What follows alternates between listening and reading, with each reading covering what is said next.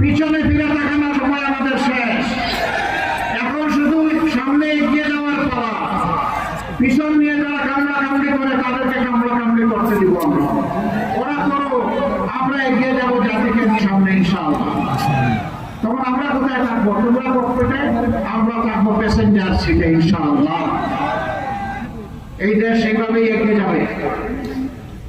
কিশোরগঞ্জ জেলা এটা মূলত শিল্পভিত্তিক জেলা না, ইলেকট্রো মেকানিক্যাল ইন্ডাস্ট্রির ভরপুর না। পাশের গাজীপুর ওরকম একটা জেলা। এই জেলাটা হচ্ছে কৃষিভিত্তিক। আমরা কথা দিচ্ছি কৃষিকে ইনশাআল্লাহ আমরা শিল্পে পরিণত করব।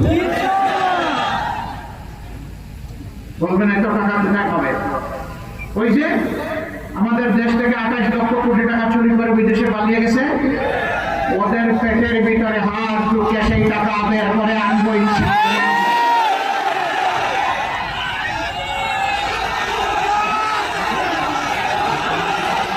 ওই টাকাগুলো রাষ্ট্রীয় কোষাগারে জমা হবে। এ দিয়ে ইনসাফ ভিত্তিক ভাবে 56,000 বর্গ মাইলের উন্নয়ন সাধন করা হবে ইনশাআল্লাহ। এখানে প্রেসিডেন্ট সাহেবের বাড়ি, প্রধানমন্ত্রীর বাড়ি, মন্ত্রী পরিষদ সদস্যের বাড়ি, এইগুলা দেখা আমাদের কোন সময় থাকবে না। যে এলাকাকে তার ন্যায্য পাওনা থেকে যত বেশি বঞ্চিত করা হয়েছে, আগামীর উন্নয়ন সেই এলাকায় তত বেশি চলে যাবে ইনশাআল্লাহ। বাংলাদেশের 3 ভাগের 1 ভাগ হাওড় এলাকা। এই হাওড় আমাদের পেটের খাদ্যের যোগান দেয়। শুধু ডাল আর ভাত না, এই হাওড় আমাদেরকে প্রোটিনও সরবরাহ করে। কিন্তু আজকে নদীগুলাকে খুন করা হয়েছে, আজকে জমাট বেঁধে হাওড়গুলা বিলগুলা ধ্বংস হয়ে গিয়েছে। আমরা এগুলাকে হাত দেবো ইনশাআল্লাহ। নদীর জীবন ফিরে আসলে বাংলাদেশের জীবন ফিরে আসবে ইনশাআল্লাহ। কাজেই নদী দিয়েই আমাদের উন্নয়নের সংস্কার ইনশাআল্লাহ শুরু হবে। এরপরে আস্তে আস্তে ক্রমান্বয়ে সব দিকে নজর দেওয়া হবে। মা বোনদের প্রতি আমরা দারুণ কৃতজ্ঞ। প্রথমত মায়ের সন্তান, মাদের গর্ভ থেকেই আমরা সবাই দুনিয়ায় এসেছি।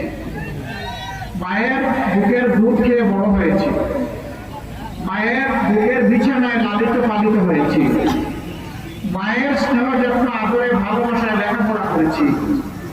এই মায়ের কোনো ঋণ পরিশোধ করা কি আমাদের পক্ষে সম্ভব না।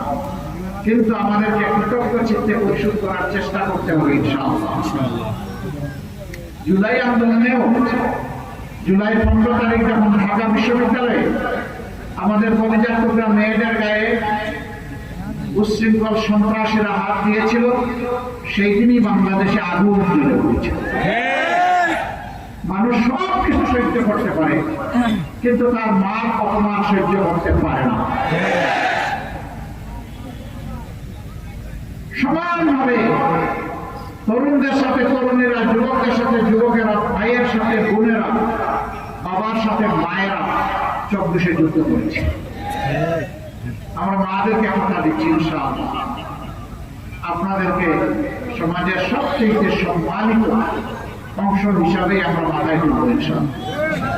খবরের কাগজ, নিখাত, নির্ভীক, নিরপেক্ষ।